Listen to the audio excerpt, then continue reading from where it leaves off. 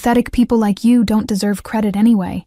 My sister Melinda laughed, her voice echoing off the glass walls of her Denver office. I sat there in the chair I'd helped her pick out 3 years ago, staring at the woman who had just fired me from the company I'd built from the ground up. The irony wasn't lost on me. Even the motivational quotes framed behind her desk were ones I'd designed and printed. My name is Tessa Franklin, and for 14 years, I've been the invisible force behind my sister's real estate empire.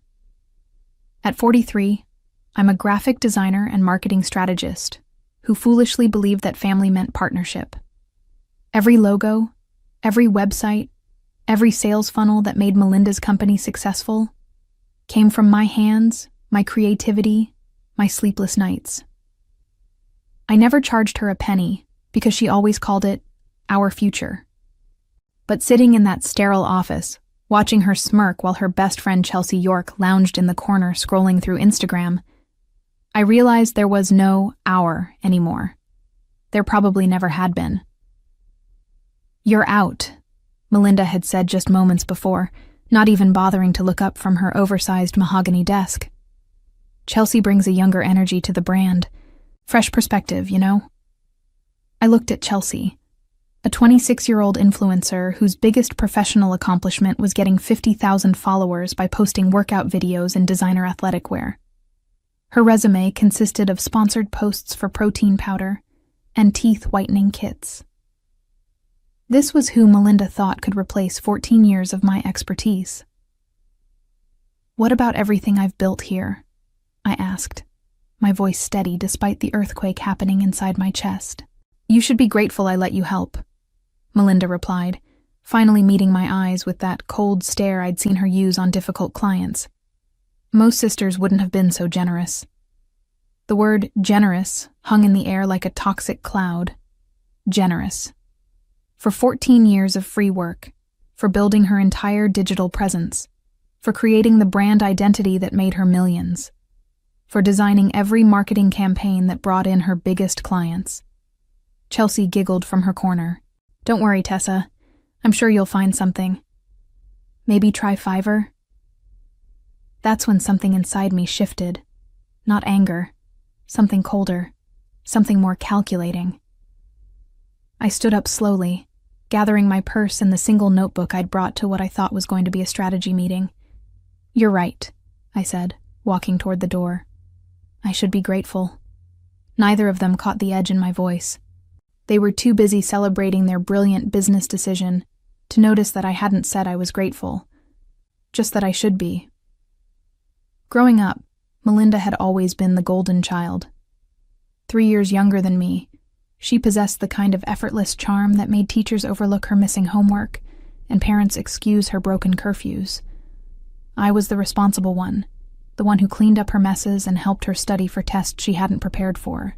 When she announced she wanted to start a real estate business 8 years ago, I was working as a freelance graphic designer, struggling to build my own client base in Denver's competitive market. Melinda had just gotten her real estate license and needed help with just a few small things. A logo, maybe a simple website. "Think of it as an investment in our family's future," she'd said over dinner at our favorite Italian restaurant downtown. "Once the business takes off, we'll be partners. 50-50 split on everything." I believed her. Why wouldn't I? She was my sister, and despite her flaws, I thought our bond meant something. So I designed her logo, an elegant script with subtle mountain silhouettes that perfectly captured Denver's real estate market. Then came the website, clean and professional with custom photography I'd arranged and edited. Then the business cards, brochures, social media templates. "Just one more thing," became Melinda's favorite phrase. One more marketing campaign. One more client presentation. One more complete rebrand when she decided to expand into luxury properties. Our parents praised her business acumen constantly. "Melinda's such a natural entrepreneur," they'd say at family dinners. "She's built something incredible from nothing." From nothing. As if the hundreds of hours I'd poured into her success were nothing.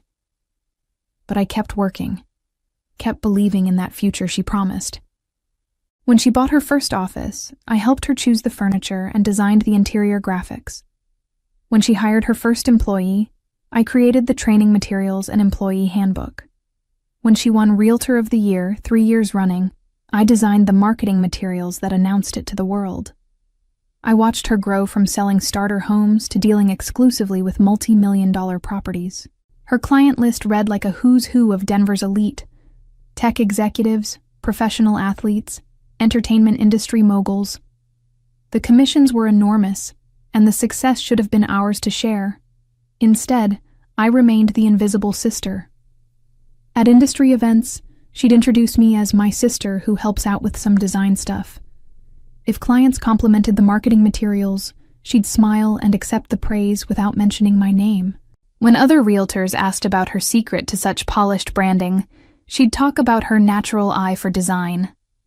The promises of partnership had faded into vague mentions of someday and when things settle down.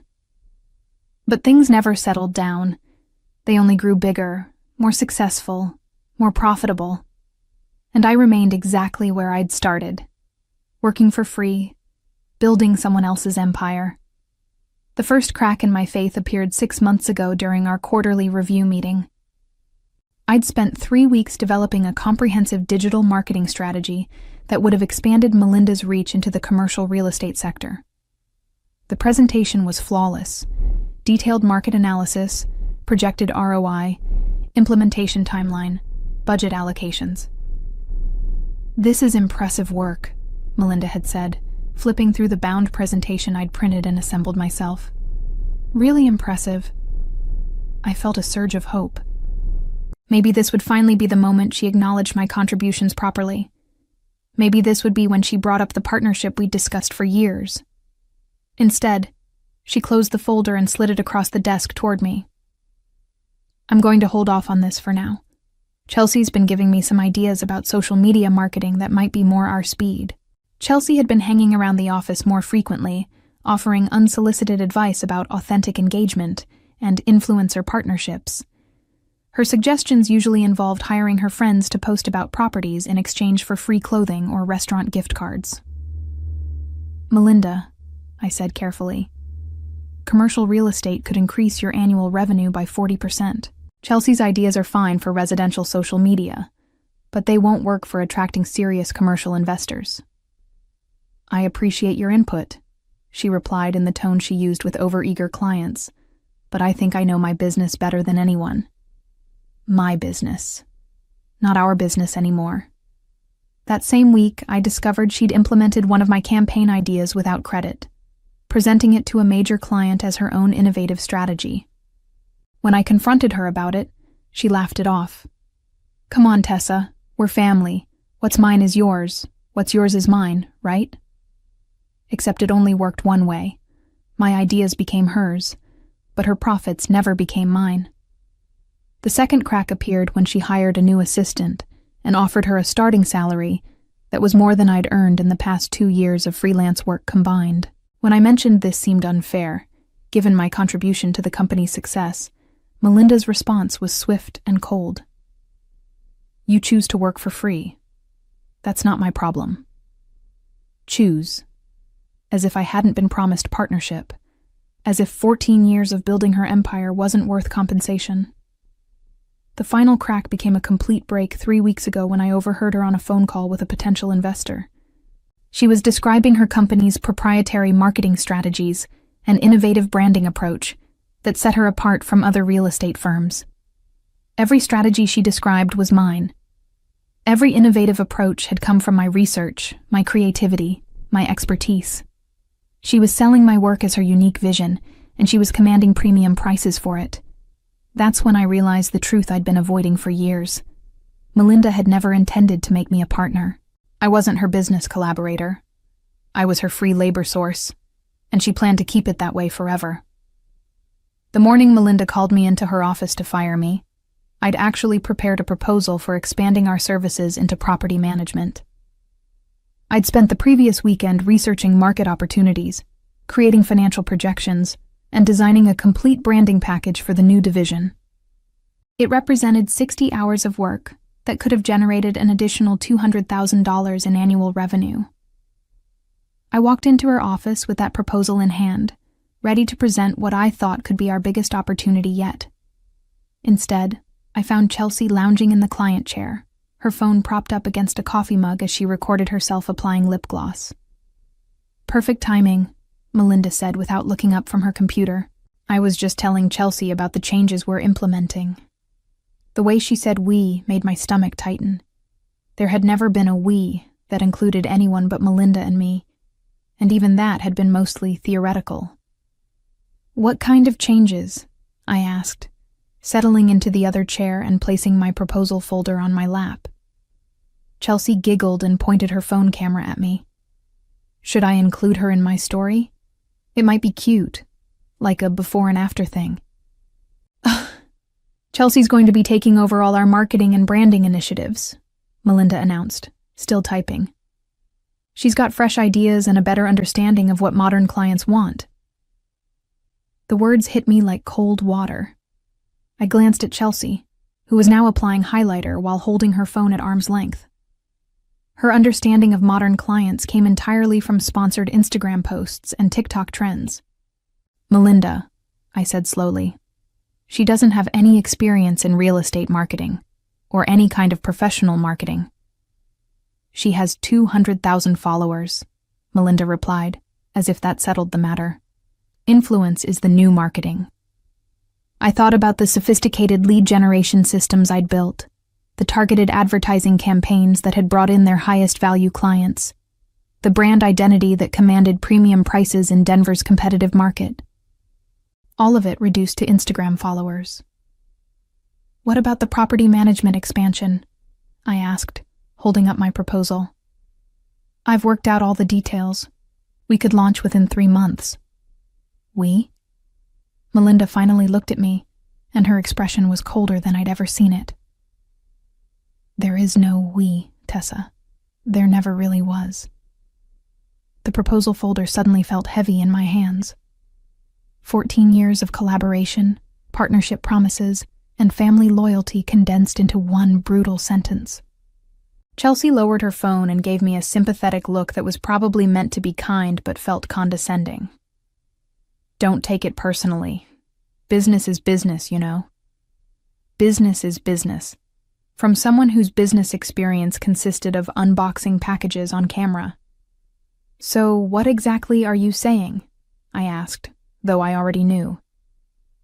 "I'm saying your services are no longer needed," Melinda said, turning back to her computer. "Chelsea will be handling everything moving forward. She's already got some amazing ideas for rebranding." "Rebranding?" The word came out sharper than I intended.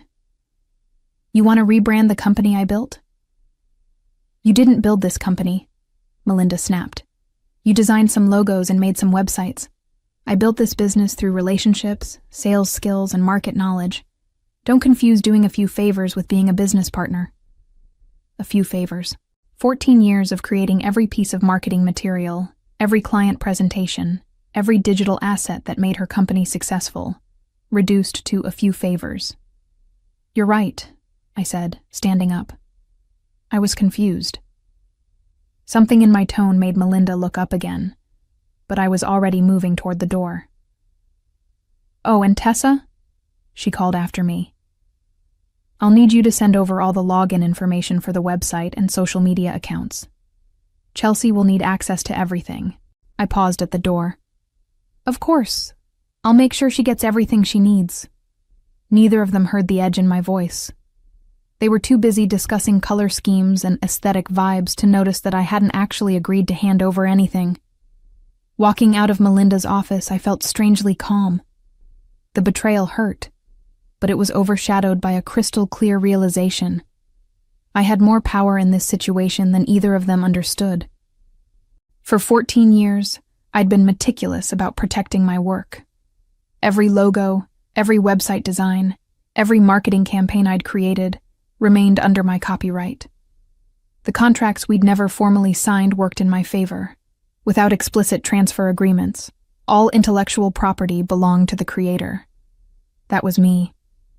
More importantly, Melinda had never bothered to understand the technical side of her business. She didn't know that I owned the primary domain registration, controlled the hosting account, and held administrative access to every digital platform her business relied on. Why would she? I'd always handled the computer stuff, while she focused on real business. I drove home to my downtown apartment, the proposal folder still sitting on my passenger seat like a monument to wasted effort. But instead of throwing it away, I filed it carefully in my home office. That research would be useful, just not for Melinda's benefit. My phone buzzed with a text from Chelsea. "Hey, super excited to work with your designs. Can you send passwords ASAP? Want to start making changes today?" The emoji enthusiasm made my eye twitch. I set the phone aside without responding.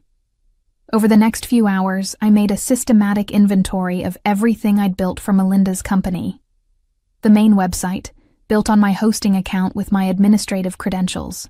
The customer relationship management system I'd researched, purchased, and configured. The email marketing platform with 14 years of client data and automated campaigns. The social media accounts I'd created and managed. The cloud storage system containing every client presentation, marketing template, and brand asset. All of it traced back to accounts I owned and controlled. I opened my laptop and began documenting everything methodically. Screenshots of account ownership, copies of original design files, records of domain registrations, all time-stamped and organized.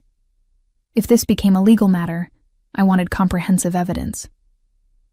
Around 6 p.m., my phone rang. Melinda.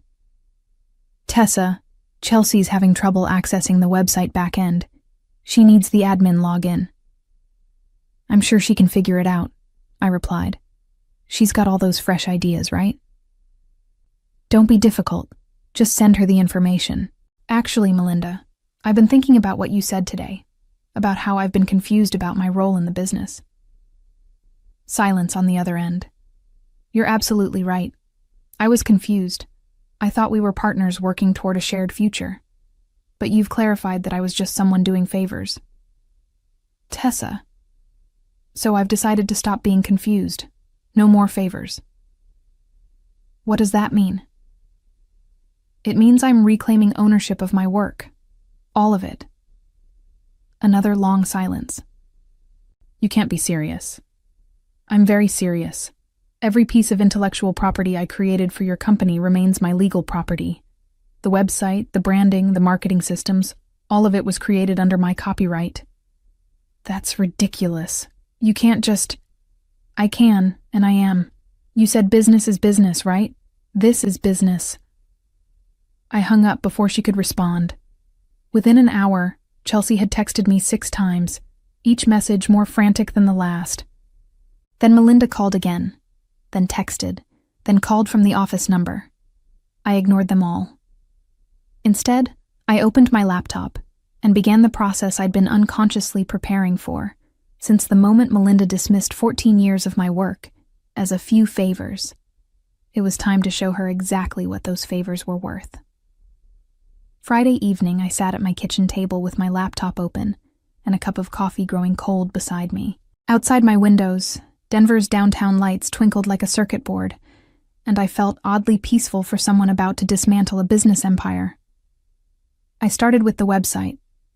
The entire Franklin Realty site was hosted on my personal hosting account, something I'd set up years ago when Melinda was just starting out and couldn't afford business-level hosting.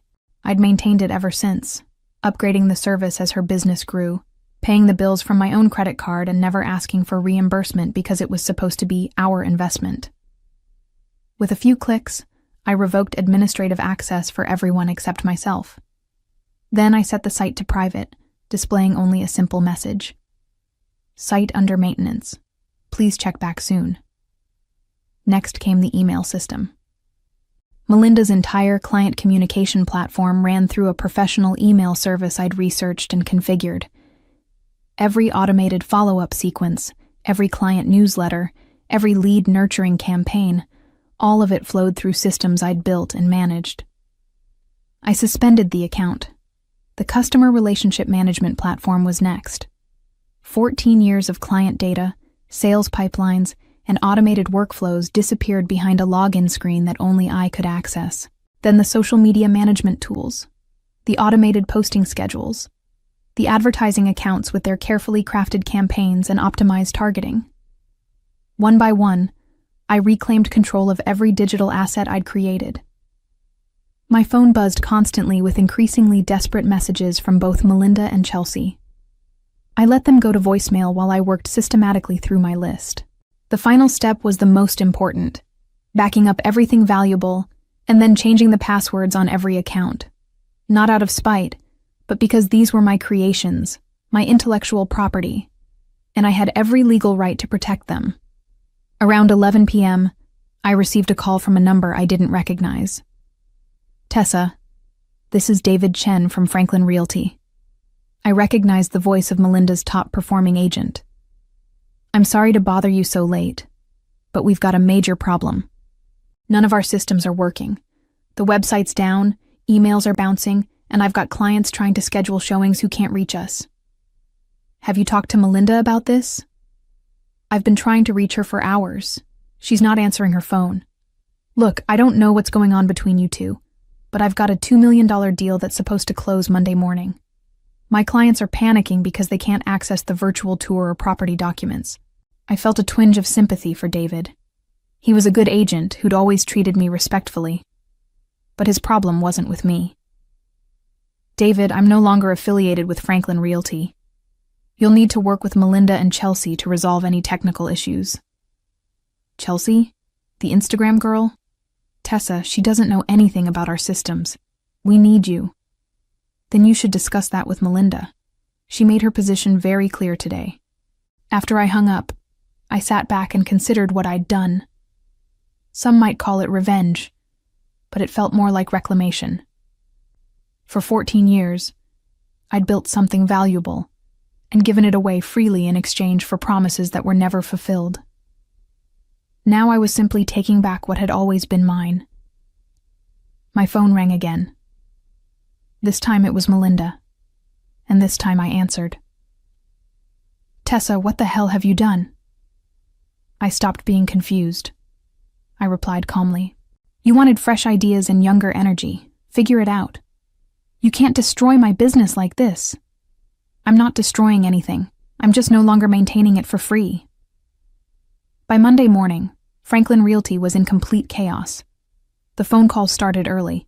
Panicked agents, confused clients, angry contractors who couldn't access project documents. Melinda's carefully constructed empire was crumbling in real time. I learned about the fallout from multiple sources. David sent me a text around 8 a.m. 3 agents quit this morning. Clients are threatening to sue. Whatever happened, this is bad. Social media told the rest of the story. Chelsea had managed to post a cheerful, "new week, new energy" message on her personal Instagram, but Franklin Realty's accounts remained silent. The company's professional image, built over 14 years, had vanished overnight. Around noon, my phone rang. It was Harrison Miller, one of Denver's most prominent real estate attorneys, and a client I'd worked with on several high-end marketing campaigns. "Tessa, I heard about the situation with Franklin Realty. I'm representing 3 of their former clients who are considering legal action over failed closings, but I'm calling because I have a proposition for you." He explained that several of Melinda's former agents were looking to join new firms, but wanted to work with someone who understood luxury real estate marketing. They'd specifically asked for me. "I'm expanding my real estate division," Harrison continued. "I need someone who can handle sophisticated branding and marketing for high-net-worth clients. Interested?" 3 hours later, I was sitting in Harrison's downtown office, signing a contract as Director of Marketing for Miller & Associates Real Estate. The salary was triple what I'd been making as a freelancer, plus profit sharing and full creative control over all marketing initiatives. By 4 p.m., I'd received calls from 2 other real estate firms and a luxury property development company. Word was spreading quickly through Denver's tight-knit real estate community.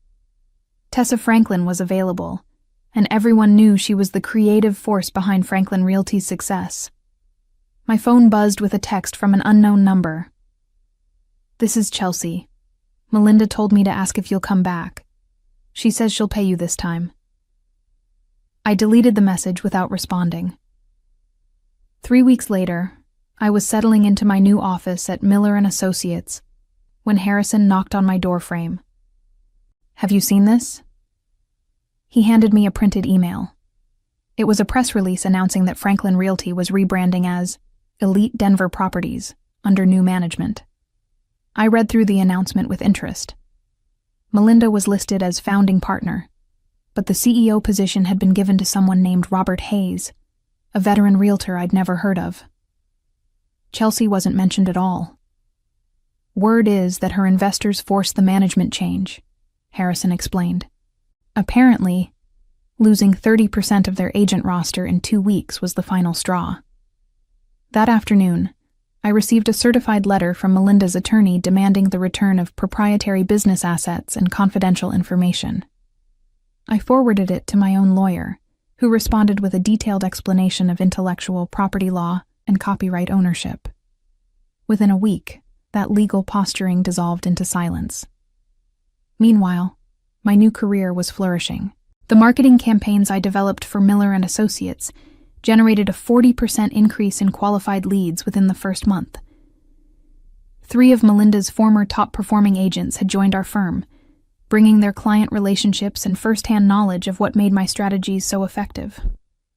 The property management expansion I'd proposed to Melinda became reality at Miller & Associates. Within 6 months, we'd signed contracts to manage 4 high-end developments, generating additional revenue streams that exceeded my original projections. On a Thursday evening in November, I received a text from our youngest agent. "Just closed the Morrison Mansion for $4.2 million. Buyers said our virtual tour was the most impressive they'd ever seen. Thank you for making us look so professional." I smiled and filed the message with dozens of similar notes.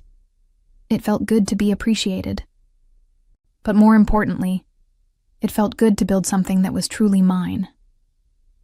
As I reflected on my journey from free labor to respected professional, I realized that sometimes the best revenge isn't destruction. It's success built on the foundation of your own worth and watching others finally understand what they threw away.